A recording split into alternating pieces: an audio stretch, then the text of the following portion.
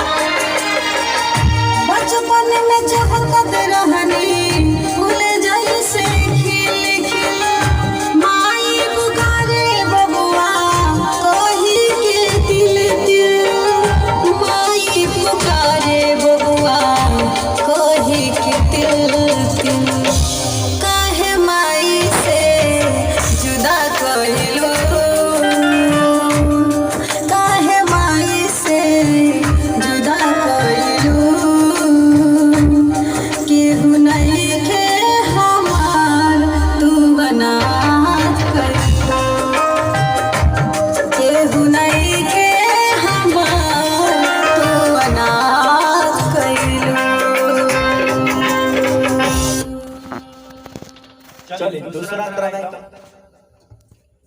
Start कर जाओ हाँ और एक करके अंदर और इसी तरीके से कि हुनई के हमार तू अनाथ कोइलो ठीक नु चलिए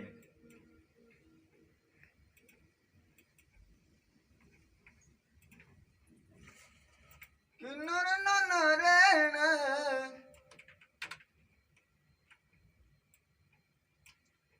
अरे खुला जोइबू का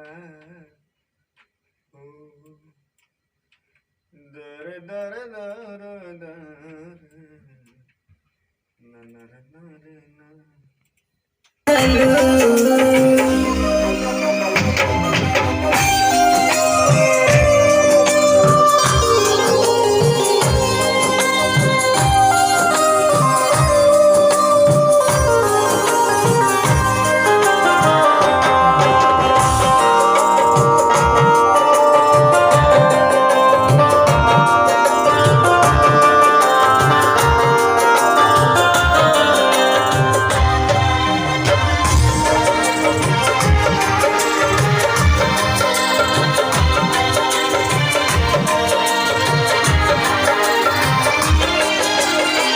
जिंदगी के कबो रुपवा होला ले माई कबो हंसावे कबो देला रुलाई।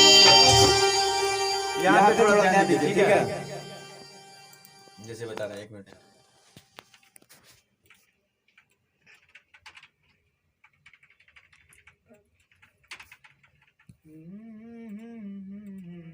हेलो। जिंदगी के कबो रुपवा होला ले माई। ऐसा ना, ठीक है? आइए तो।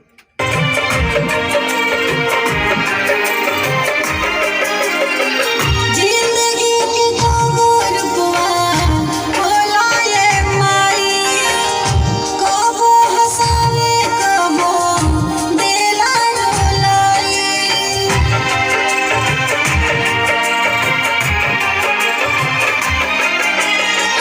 जिंदगी के कबो रुपवा होला ले माई कबो हंसावे कबो देला रुलाई। कबो हंसावे कबो देला रुलाई। कहे हंसा के रुला दिहलो कहे हंसा के रुला दिहलो।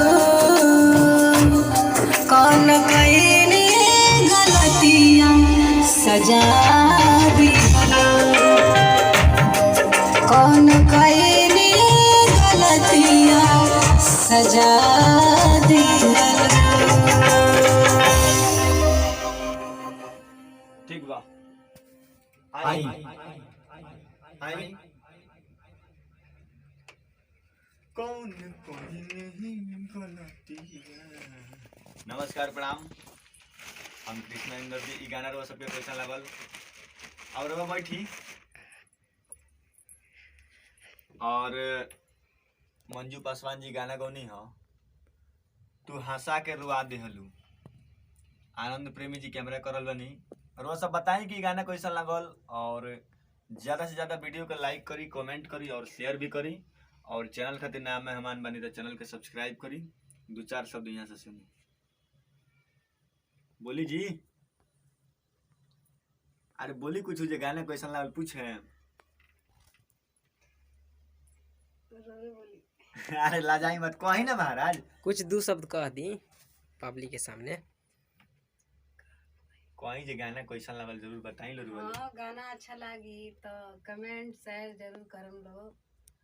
हमरो के तरी बढ़ाई लो आगे। हाँ, ये बात भाई। चलिए भैया, फिर आवतन अगला वीडियो में। तब तक बनल रही, देखत रही और अपना आशीर्वाद प्यार देते रही। नमस्कार।